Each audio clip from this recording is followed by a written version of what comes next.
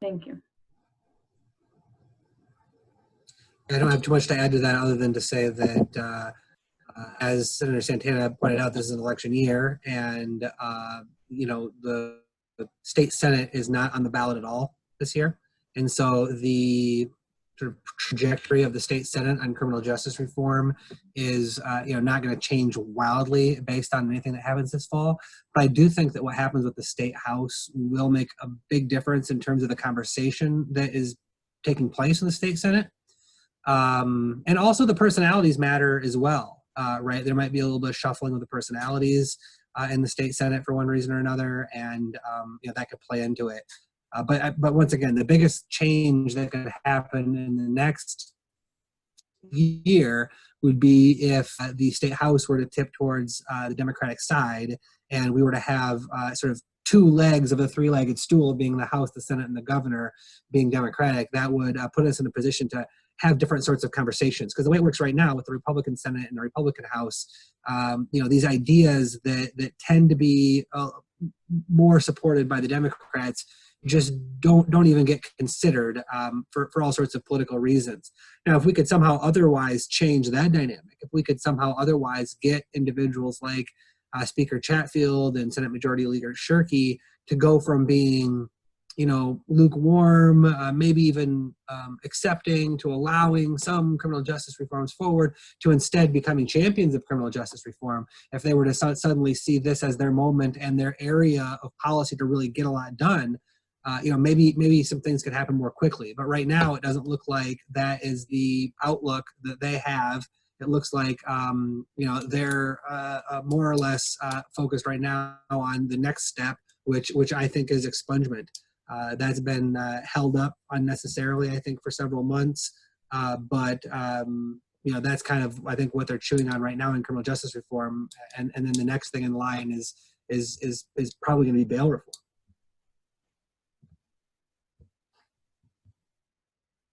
So before we jump to the next question, there have been a few questions in the Q&A box of people asking specifically about which legislators do oppose this and why they would oppose repealing truth in sentencing. And I don't know if that's kind of a faux pas to call people out on that, but you did just mention a couple of names. So would you recommend as constituents that we get in touch with those legislators and tell them our stories, even if we're not their specific constituents?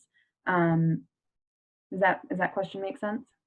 Oh, absolutely. I think that ultimately you know that Jeff and I are supportive of this work because obviously we're here today and we've actually pushed policies that are meaningful to criminal justice reform. But I definitely think that talking to those lawmakers who may be in opposition to this type of legislation is very important, because as you continue to build that relationship and talk to them, hopefully they will lean more and more your way. But I also feel that getting into their district, finding people who are supportive of these initiatives is important as well, to having their own constituency have a voice to get into their ears as well. I think that's a good strategy to making sure that it's always at the forefront of their mind and that there's pressure there.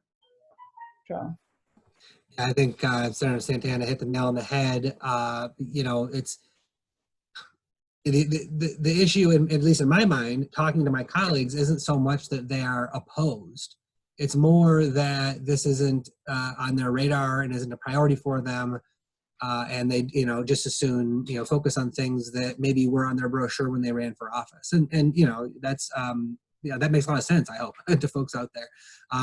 So I think part of the goal is to to build a productive, respectful, positive relationship with the goal to educate them. And Senator Santana is absolutely right that it makes a whole lot more sense. It's going to have a lot more impact if it's coming from someone who's a constituent. But every legislator is different. We're all human beings just like everyone else. Some of us are really interested in hearing from voices that aren't necessarily in our constituency. Others are less so. But I think everybody wants to do a good job, and everybody wants to be, with limited exceptions on Pennsylvania Avenue, want to be operating in a world of facts. And so, help your legislators, help them understand what it's like as a family member of an incarcerated individual or as a formerly incarcerated individual. Allow in your mind that what your public servants and elected officials really want is to understand what you know. That's certainly the spirit that I bring to the role. Is when people pull me aside and want to spend some time to talk to me about something that they know a lot about and is very important to them, I think of that as an asset to my ability to do my job. And I think most legislators are gonna actually have that outlook, even if their sort of core philosophy, maybe very much more to the right or left than you. Thank you. So we're also getting a lot of questions about the petition. So Amani, I think we might jump to your part, and we're also getting other questions. So Aisha and Lizette and I will kind of compile some more questions while you're talking about the ballot initiative, and we'll come back to you, senators, with some more questions after Amani speaks. Does that sound good to everybody? Cool. All right. Sophie, are you able to project the campaign website, the ballot initiative's website? I probably can. Let me. Or allow me to project. You should be able to share your screen. Can you not have that option? All right, so what MPRCA is the Michigan Prisoner Rehabilitation Credit Act. So I'm excited to see that people are in the comments asking about what a workaround is, because this is an example of one. So not every piece of legislation has to go the traditional method where it's a bill that goes into either the House or the Senate to be voted on. It can start from the people, and we have that option in Michigan. We are in an even year, so we have the opportunity to put forth a ballot initiative and have that on our November ballot, which is something that organizers in our state have been working on since January. We submitted to the Board of State Canvassers, and we are attempting to collect signatures in order to get that initiative passed. This is the website, mprca.info. When you go here, you'll be able to request petition sheets. You can also see where you can sign the online petition, which is another way to request petition sheets. Yeah, scroll up, Sophie. So yeah, there's where you can request sheets, sign the online petition. If you do sign the online petition, that is not the exact same as signing the hard copy petition. When you fill this out, and if you provide your address, you'll be mailed a hard copy petition. And I'll show you guys what that looks like here. This is a hard copy petition. It was folded up for the mail. It has 12 lines on it. You can collect inside in your household and then send it back to the campaign's address, which is at the bottom corner of the petition sheet. So if you go back to the campaign's website, you can see some highlights. Go to petition, the petition tab. Yes. So what's special about the Michigan Prisoner Rehabilitation Credit Act is that not only does it repeal truth in sentencing by allowing people to earn time off of their sentences so that they can be released early, it does so for people for behavioral achievement, like good time worked, but also for academic and professional achievement. So it gives people in prison opportunities to earn time off of their sentence for earning degrees and certificates while they're incarcerated. It also gives people the opportunity to earn time off of their sentence if they are working while in prison, whether they're in a vocation program or working for wages for the prison or a outside private vendor. And so this gives people in prison the opportunity to take more responsibility over the way that they serve their time.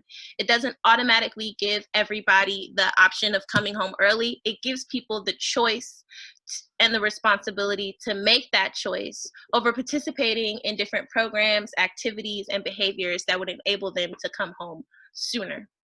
And so we've been able to collect just over 200,000 signatures. That's an estimate based upon all the sheets that we got so far from January through March. So now we're in April. we need to collect at least 340,047 valid signatures from people in Michigan who are registered to vote. On the website, you'll also see a tab for registering to vote. You can check online for your voter status, and you can register to vote online if you're not registered. If you haven't registered to vote yet, but you want to support the petition and you live in Michigan, you can still sign the petition. Just make sure that you register to vote prior to our petition submission deadline. The deadline that we have to get all of our signatures into the Secretary of State is May 22nd.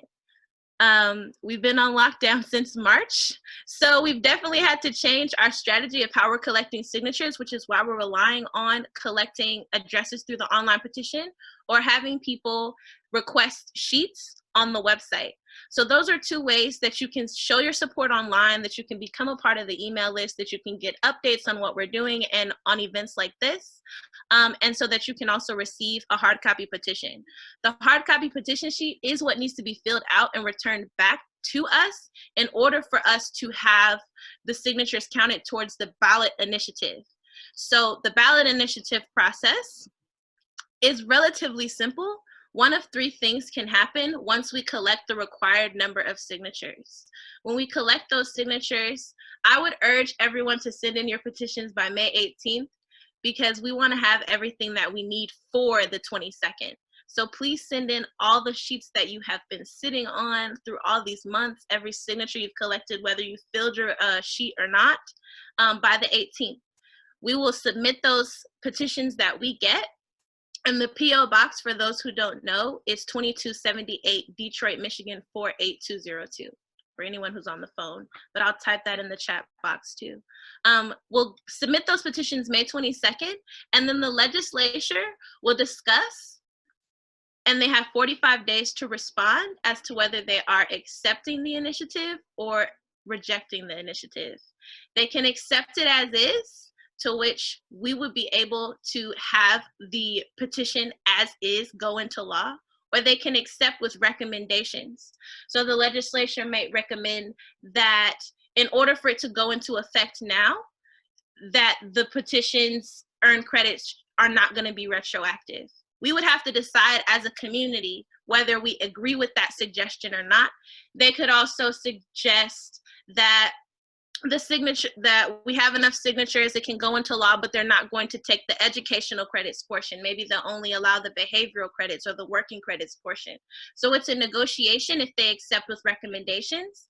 If we deny those recommendations, then the petition would go to the ballot. If the legislature denies the proposal, rejects the petition, then it will go to the ballot.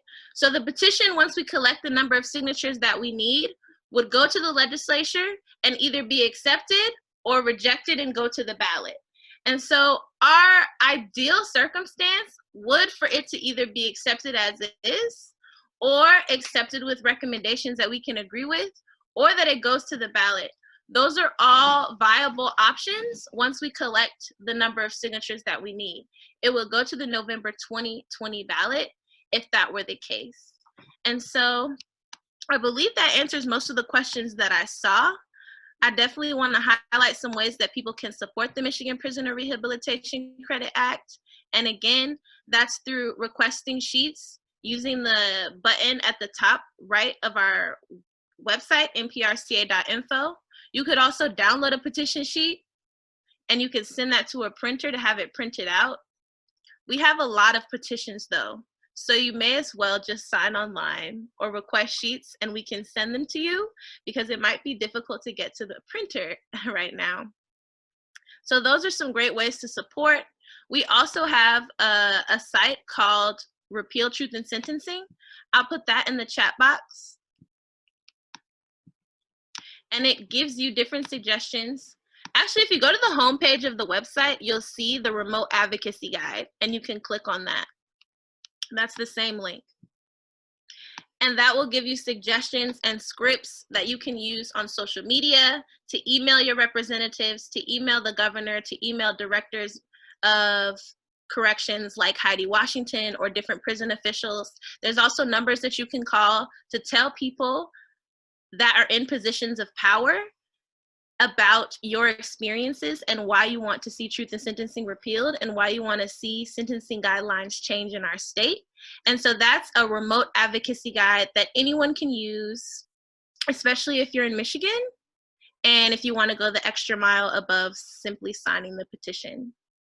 Thank y'all for your time. Cool. Thank you, Amani. We'll go back to our presentation.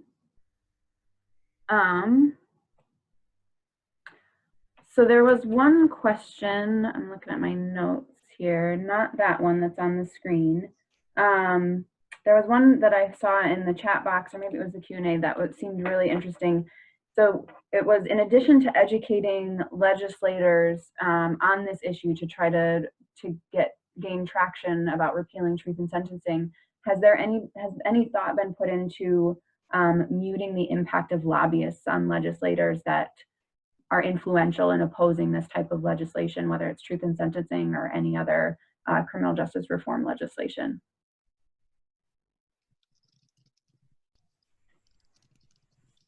Well, I mean, if the question is, has any thought been given to it, I'll just say, I'll speak for myself. Well, certainly, but I think that thought pretty quickly revolves around the idea that, I don't know what would be an acceptable way to mute anyone's participation in the system. There are folks out there, there's a lot of folks out there who I disagree with who participate in the process. And unfortunately, a lot of them have a tremendous amount of money to buy lobbyists. I think in this particular case, the folks who are lobbying on behalf of tough on crime policies, I don't think are very comparable to the sort of special interests that are getting involved on behalf of, say, polluters or gun companies or folks like that have a pecuniary interest. It's different. Like I said, it's coming from groups like prosecutors and groups like police chiefs and organizations like that, folks who've risen through the ranks of law enforcement and are now in leadership positions. A lot of those folks cut their teeth during the tough on crime era that we were talking about earlier. A lot of those prosecutors, police chiefs, now folks who are now sheriffs, are all folks who built their career off of that philosophy. Either they did or they were adjacent to it when they were building their careers. And so I think that is a little more close to an accurate description of what it is we're up against than to sort of compare it to a lot of the other kind of lobbying that frustrates progressive ideas in other areas. I don't know what the way to oppose that other than more and better speech is.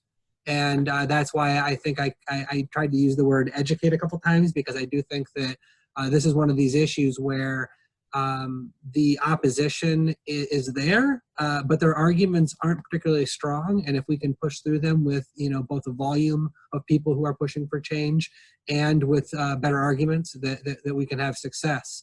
So I guess those are my thoughts on it. I wouldn't want to mute anyone's participation in the process, but I do think that, we have an obligation to speak out louder and more clearly than them.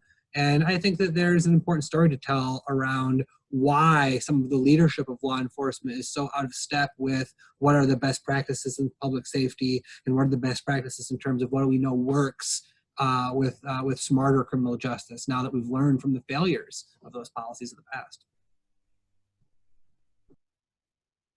I think Jeff hit the nail on the head. I don't have anything to add to his comments. Thank you. There was another one too. Let's see if I can find it. There was concern about if we are successful or when we are successful in repealing truth in sentencing, do you think that there might be negative side effects in terms of some lawmakers wanting to make the sentencing guidelines even longer, or having a negative effect on lengthening sentences overall?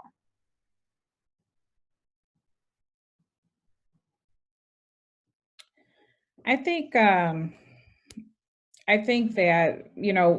earlier in last year, we did take a look at the sentencing guidelines and through a work group. And what I will say is that what we discovered is that a lot of prosecutors and judges are kind of moved away a little bit from using sentencing guidelines, especially when it comes to habitual offenses. A lot of individuals who were considered habitual are not necessarily being sentenced based off of those guidelines. So I think that that's something that needs to be looked at also, is our sentencing guidelines in the state of Michigan. I think they're way overreaching when it comes to the time frames that people are spending incarcerated based off of that. But as far as pushback goes, I think with any policy you're going to find, or any change, you're going to find pushback no matter what, regardless of the type of policy. Obviously, there's always going to be opposition, as well as those who are supportive of that, those policy initiatives or changes. So the short and long of the answer, yes, you may see some pushback, but that's with anything. That's change is inevitable. And so no matter what, you got to move forward, right? So. Just to add to that, I think one of the things that Senator Santana said it earlier was that, you know, she didn't say it exactly this way, but kind of the easiest thing to do in Lansing is to propose and pass a bill that increases criminal penalties. And it's one of the reasons that we got to where we are today, where, you know, lawmakers get to Lansing, they want to pass a bill. Well, let's turn up the heat on these criminals. And that's something that, you know, constantly is getting proposed in Lansing. So might there be some pushback? Maybe, but it might be hard to distinguish from the constant push that we already see to, you know, make mass incarceration an even worse problem.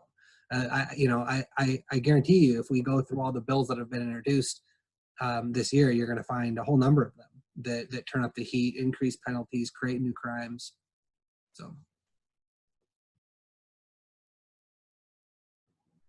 Thank you.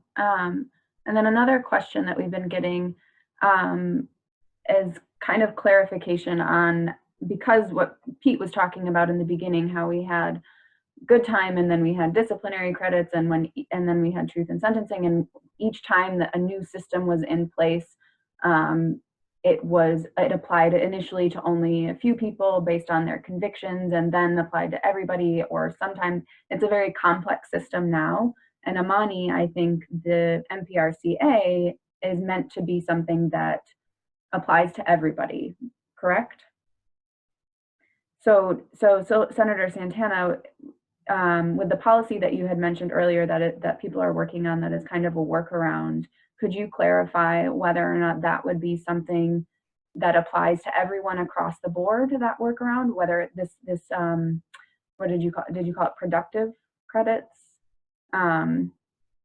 Or would it be something that would then again be a new system that only applies to a few people? I know you mentioned that you've been talking with the Department of Corrections about that, and there are concerns about that. So we're still in a work group phase on this. I definitely think it's something that should apply to everyone moving forward.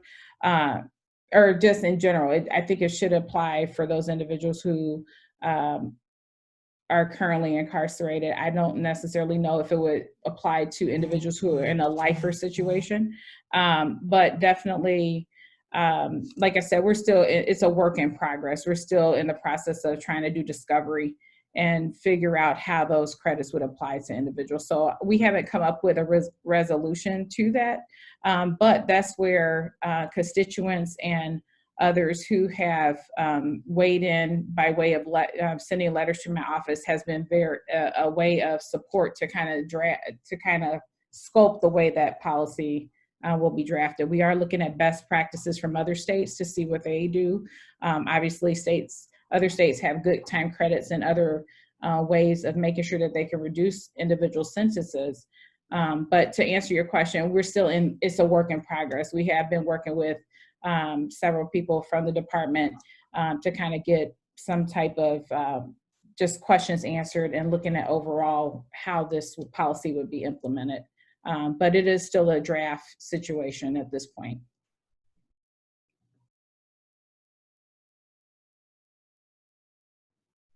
Aisha, Lizette, did you see other questions that you wanted to highlight? Or Amani?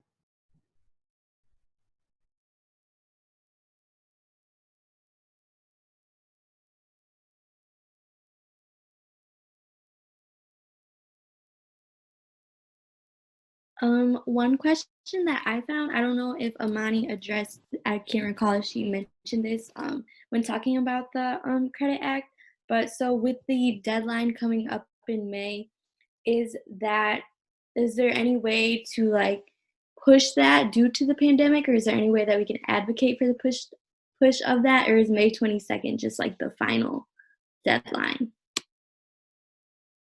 I appreciate you bringing that back up. I did not address that, and that is a very popular question. So yes, May 22nd is the deadline that was set prior to the pandemic. And we did reach out to the Secretary of State and the Board of electors to ask if that deadline could be extended. Well, we asked one of three things to remedy the situation.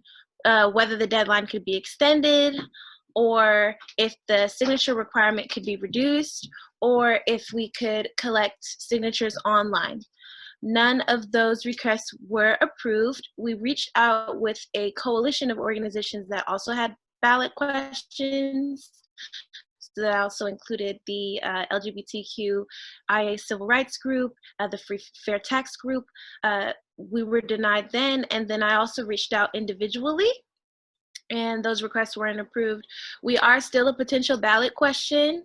The deadline is the same, it hasn't been changed, but we were told that if there were any updates that we would know, we would be of the people to know. It doesn't look like that's gonna change. That's why we're doing the best that we can to collect as many signatures as we can under the current circumstances. I do plan on writing another letter to see if we can just ask again before May.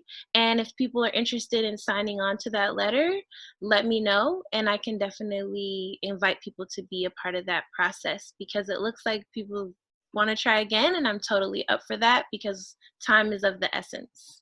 Thank you for bringing that up.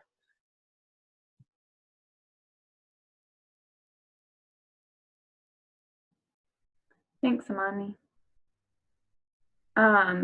I keep seeing questions on here too, and we kind of did touch on it already, but there's just a lot of confusion as to why lawmakers would not support repealing truth in sentencing, given that it's clear that it doesn't work.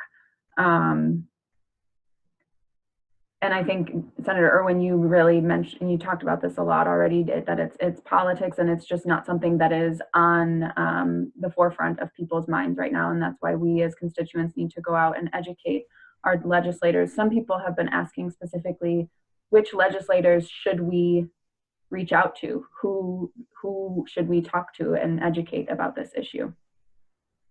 Yeah, I mean, I would say first and foremost, reach out to your legislators and encourage your people to reach out to their legislators. If you end up reaching out to someone like myself or someone like Senator Santana or another legislator who is a strong supporter of criminal justice reform, well, then you're going to get an answer you like, and that's great. And you know what? Sometimes it feels like preaching to the choir, but I say the choir needs to practice. So I would just encourage everyone to reach out to their own legislators. And, you know, I guess, you know, I feel like I've offered a couple of answers to why legislators aren't running with this ball. But, you know, just to do a little callback to something that Cozine said earlier, you know, there is unquestionably a huge element of racism here. There's a huge element of individuals who are, you know, in positions of elected office who are willing to, I think, as he put it, other individuals and sort of, you know, construct a certain model in their head of who it is we're talking about, and then discard the humanity and worth of those individuals. And, you know, they need to be called out for that. And they need to not necessarily even be called out for it, but be, you know, brought to reckon with the reality of the situation. And so, you know, if folks are looking for more answers to why folks in Lansing aren't taking this as seriously as they ought to, you know, I would look to the history of our evolution on these issues as a state. You know, racism is right at the heart of this problem. And during the time in the 90s when a lot of these laws were passed, and when this very law, truth in sentencing, was passed, a lot of it had to do with the war on drugs. And a lot of it had to do with the political philosophies of outstate Michigan and their attitudes towards people in the city of Detroit, and particularly towards Black Americans. And, now that the opioid crisis has hit rural communities the way it has, I think that some of those attitudes are changing and softening. But, if it's at all valuable to call out sort of how we got there, I think it's important to, to put that out there. I think that's a big reason for why Michigan behaves the way it does towards our criminal justice system and towards our neighbors. And I would like to just echo what Jeff said, and just keep in mind that, when these policies were put in place, the economics of rural America were different. Farmers were struggling. They became the construction workers who built these prisons, and now became the corrections officers. So, when you look at who do you talk to regarding these policies, I would start with people who sit on the committee's judiciary. These policies are being heard in testimony. And then from there, I would definitely look at also where the jails are, or where the prisons are located. Obviously, that impacts the economy of those communities. And so ultimately, not saying that policymakers or legislators are making decisions based off the fact that their bottom line of their community's economy is impacted by the criminal justice system. But I definitely would take some of that into consideration, and definitely still address those questions and your questions and concerns with them, to let them know where you stand on the issue. But that's how I'm looking at it. So. Thank you. We're also getting a lot of questions about the response to the pandemic in prisons, and feeling as though the governor is not doing much to act. I know that she did put out a statement and directives for jails, and I think that you mentioned, Senator Santana, that people are discussing what needs to be done and taking action behind closed doors. But what can we do as constituents to really push the governor to release as many people as possible from prisons? Would you suggest that we go through our legislators like we normally would, or is there something else that we should do in this unique time? I think a few of us lawmakers, Senator Irwin, myself, and several others, we try to stress to the governor in our letter to the executive team that looking at the medically frail who are incarcerated, who they are at a point in their lives where they're not going to reoffend because they are medically frail. I definitely think that looking at them as a priority to release is definitely something that she should take into consideration. Also looking at those individuals who are way past their ERD dates, waiting on programming. I think those individuals definitely are individuals that we can look at to release. But I think the department has initiative to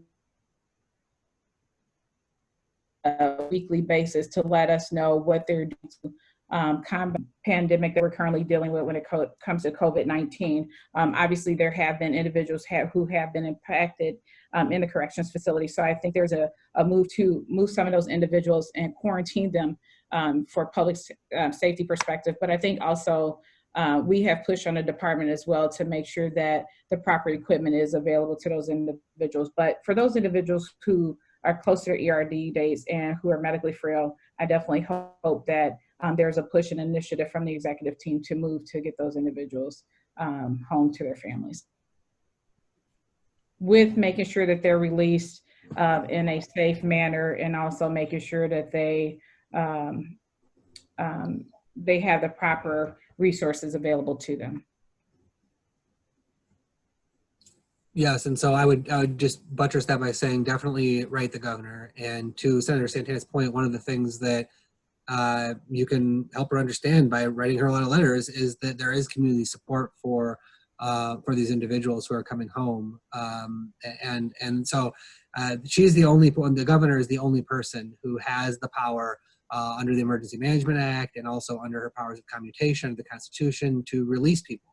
Only she can do that. The Director of Corrections can't make that happen on their own. And so I think it's important that we continue to ask her for that and continue to push for the answer that it certainly I'm looking for. Also, I think it's important to look at what the department is doing and to make good suggestions to them about ways they can improve. I think doing that through your legislators makes sense. Doing it through the governor and the executive office makes sense as well. The Department of Corrections, at least in my experience, has been more than willing to share information and take information from legislators and get on the phone with us and sort of try to solve some of these problems that are happening. I think that if you look at what they've done, there's some credit to be given for all the efforts they've made, but I also think there are some areas that we all know have not been addressed that I think even they know haven't been addressed that they're still working on. So, for instance, this COVID-19 thing has caused tons of problems inside, and keeping people isolated and separate is very, very, very difficult. And one of the ways they've done that is by basically stopping intake. So that was a good move that the governor and the department made in combination with the county sheriff. But then they converted a lot of the intake facilities to the areas where they were quarantining folks who were positive. And for those folks who are positive and for their families, they're incredibly concerned. They have a dearth of information. They're in prison. They're worried about the quality of care they're getting.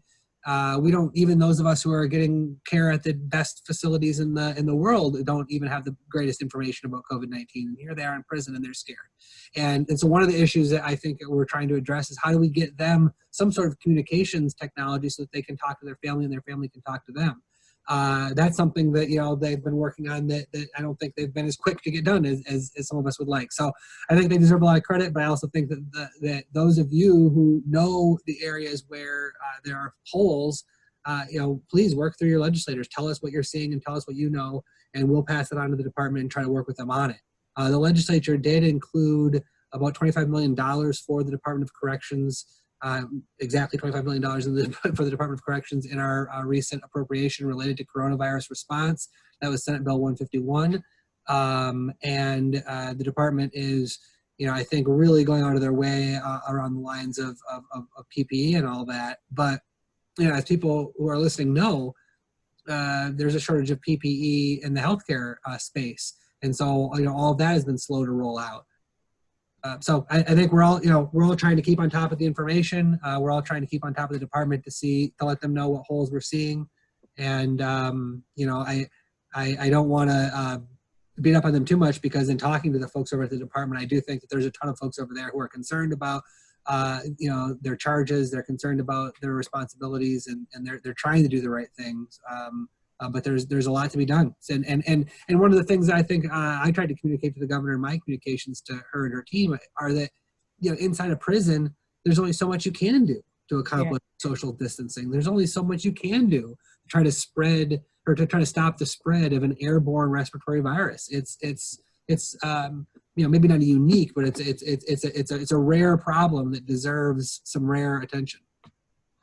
And also, I'm just reading through the LCO report from Keith Barber. He also mentions in his report that they have paroled 718 people since March in comparison to last year where it was 670 people. So they are, the department is taking an initiative to make sure that they are paroling people faster. As I mentioned before, they have increased their parole officers to increase the amount of people that they're actually paroling. Also, they have opened up the Gus Harrison Corrections Facility to also help those individuals to be quarantined as well. So that's something that they have done just as of April the 7th. But I also will say that the governor has put her executive order of directives just for the county jails as well. As you can see there, they have, just for Wayne County alone, they have reduced their jail populations by 400 to 500 people. Some of those individuals are just rating trial, and so they're out on, obviously on tether. But definitely they have reduced their jail populations also to make sure that they're mitigating any type of spread of the virus also. So you're seeing an initiative from sheriffs across the state as well to make sure that they're reducing their jail populations. Thank you both. Kind of backtracking a little bit, I noticed that Joe Haveman, an old previous representative, is on the call, and I'm gonna let him speak. He had raised his hand. Did you want to say something? I know that he's from the other side of the aisle, and there'd been a lot of questions about how do we get bipartisan support for repealing truth in sentencing or any other criminal justice reform. So I thought that he might have some insight into that. Joe, can you hear me? Hi, everyone. Thanks for calling me out on that. I think we've got an opportune time right now. The old adage of never waste a good crisis. I posed the question about the frail and elderly. I think now is the time that we look at those frail and elderly prisoners, find a way to get them out. We need to encourage the governor to do that. And Jeff or senators, I'd ask that you appeal to the governor. I will do everything I can from my side of the aisle to give her support on this. And I think there's nothing more conservative from my perspective than giving people as much freedom as we possibly can. The kind of people we're talking about that are in our prisons are no longer dangerous to our society. The older you are, people my age and older, committed their crimes decades ago, years ago, and they've grown out of criminal behavior. And now's the time that they need to go back to society and reunite with their families and their communities and be the examples so young people don't commit those kind of crimes. So whatever I can do to help from my side, I will be there. But the governor has tremendous power on commutations and clemency to do the right thing, even without the legislature. And I would just so encourage her. There are thousands of men and women in our prisons that could be released today without a threat to public safety. So I would encourage her to do so. Thank you, Joe. And we got another question in the Q&A saying that kind of reiterating what other people have asked and we've kind of talked about before, but what do you do when you are ignored by your legislator? How do you get their attention? How do you educate them, or how do you appeal to them if they're not responding to you?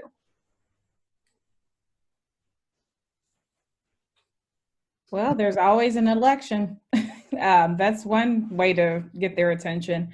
But definitely they have staff as well. And a lot of times their team around them can also help to support any response to constituency. Show up at their coffee hours, get in their face in a respectful way. But I definitely would say wherever they are, meet them where they're at. Because ultimately they work for you. And I always tell my constituency that they work for you. You hired them for the position to represent you in Lansing. And so I would definitely encourage just to continue to advocate for the issues that you represent. But definitely, like I said, there's always an election. So that deals with a lot of issues. Back in the old days, we would have letters to the editor and things like that, right? And, I think that in addition to Senator Santana's suggestion about, going to coffee hours or showing up at town halls and asking the question in front of other people, so that if your legislator wants to ignore you, that's one thing. But if they want to, treat your questions with that kind of disrespect in front of a wider group of people, that's a different thing entirely. And there's a different cost to be paid for ignoring a question in that context. And it's a cost that should be paid, frankly, to anyone who treats their constituents that way. And I would extend that to social media as well, right? That's an environment where it's kind of a town square environment. It's kind of a letter to the editor environment where, now that we don't have newspapers anymore, how do you sort of put it out there that, hey, I've got a question for my legislator, and it's a question that is of public import. It's a question that, we all deserve an answer to. So I don't think there's a lot of equity for public officials in ignoring their constituents' questions. And while I would always encourage people to build relationships on a positive, respectful, and productive basis, there's a certain point where if someone's ignoring you, you kind of have to put them on Front Street for that. Thank you. So we are just about wrapping up with time here. I wanted to give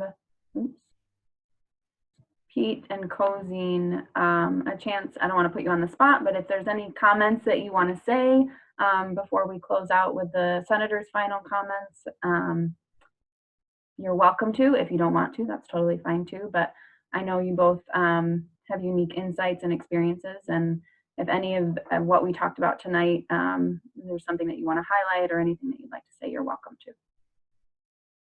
I will if I can go before Cozine this time. I'm not falling for that again. Just real quick, I just say the idea of good time disciplinary credits, whatever we want to call it, it's not a radical idea. Sheriffs in every county across the state have that power to do that with the county jails, and they do it the way that they want to do it. So we do it for people who are serving a year or less in the county jails, according to whatever county we're in. And it's something that that worked well and didn't create problems in the past. And it's certainly one of the many, many reasons, the truth in sentencing, that is, it's one of the many, many reasons that people serve time in prison longer in Michigan than in any other state in the country. The last national report that I saw on that, probably I think from 2012, was average sentence in Michigan was like 4.3 years, and second place was 3.8 years in Pennsylvania, and the national average was something like 2.5 years. So we're way, way, way beyond the pale on that in Michigan. We're a huge outlier.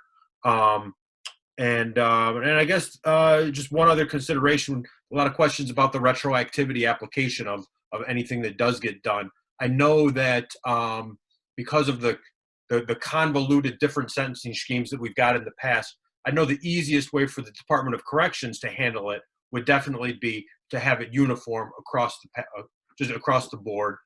That way the parole board knows who's coming up for parole when. They can apply the same rule to everybody throughout the department. That's all I've got to say. Thank both of the senators very much, all the panelists. It's been a great event. Thank you. Thanks, Pete. Yeah, I concur. It's been a great event. It's been so great. There's not really much to add. One thing that stuck out to me the most is in our system before, as Pete showed, there was so much that was required to calculate what someone's time would be. And what I see often in these conversations is there's a focus on finding a new system that will be just as complicated, when actually if you just make things as simple as possible, you get the most done, right? So this idea of repealing truth in sentencing and then installing something that was like disciplinary credits, which though better than TIS, was not optimal. I don't think we should be approaching that. We should try to find a way to be as simple, as across the board, and as direct as possible. Still doing it in a way that gives the MDOC and the parole board the oversight it needs, right, and the power it needs, but not that it always has. Oftentimes it has much more than it actually needs to get the job done, especially when it comes towards public safety.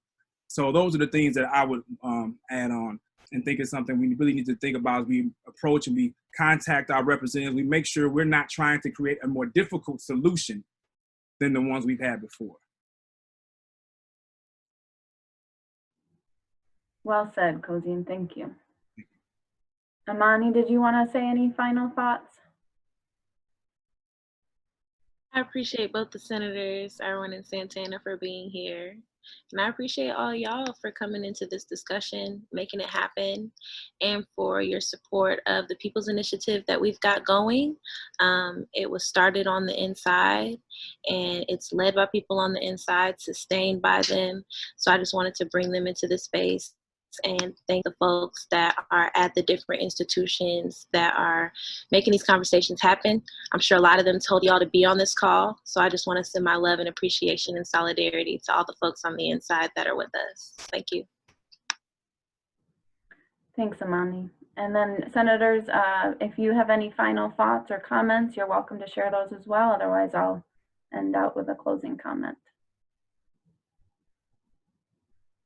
I would just like to say thank you all for allowing me to be a part of this discussion. You know, definitely, I know for me, this is something that is really important to the work that I'm doing every day, and especially not only in Lansing, but in my community. When you have so many people returning from the criminal justice system to Wayne County, it is important that they have a path forward. And so I will continue to work on criminal justice reform during my time in the legislature, and making sure that we are supporting those individuals getting back to society, but also not, you know, dismissing the fact that there's victims out there who also need to be supported. And so I just want to say thank you so much. And I definitely look forward to continue to see all the work that you all do throughout your careers. And hopefully you will continue to make this work more meaningful and impactful for Michigan as well. So thank you. Yep, also thank you to the organizers and everybody's watching, everybody's a part. You know, and I just would, I guess, end by saying what I've said a few times, which is, you know, build a relationship with your legislators. Understand that these people who are serving as your elected officials are, you know, human beings with all the same normal sort of vagaries of human beings. And so how you reach each individual legislator, what is the thing that either, you know, convinces them in their head or touches them in their heart that causes them to, you know, be more interested in making change in truth and sentencing, you know, whatever that is, it's our job to try to find those things and that thing. One of the areas that, you know, hearing from Representative Hoffman reminds me of is the importance of the faith-based community. You know, this could be an incredibly powerful tool, reaching out to people, using their faith as a window towards the compassion and the unity that we're hoping to encourage people to see, you know, among our fellow humans. So, you know, whatever tool it is that makes sense for you, whatever tool that makes sense for you to wield with some sort of authenticity to persuade these elected leaders to make a change in truth and sentencing, please do it. And thank you for your efforts. Thank you so much, Senator Santana and Senator Irwin. We really, truly appreciate you taking the time out of your evenings to be with us here tonight. Thank you, Pete. Thank you, Cozine, for sharing with us tonight. Thank you, Aisha, Amani, and Lizette for helping to organize this. And then finally, thank you to everybody that submitted questions prior to the town hall, to everybody that was commenting and submitting questions as we talked tonight. As Amani kind of mentioned earlier, and we've all been talking about, it's really up to us, the constituents and the people of Michigan, to make the change that we want to see. So please keep advocating for our loved ones inside. Please keep fighting the good fight, and doing what we can to repeal truth in sentencing. And with that, I will say good night and thank you all for coming. We really appreciate it. Bye, everybody.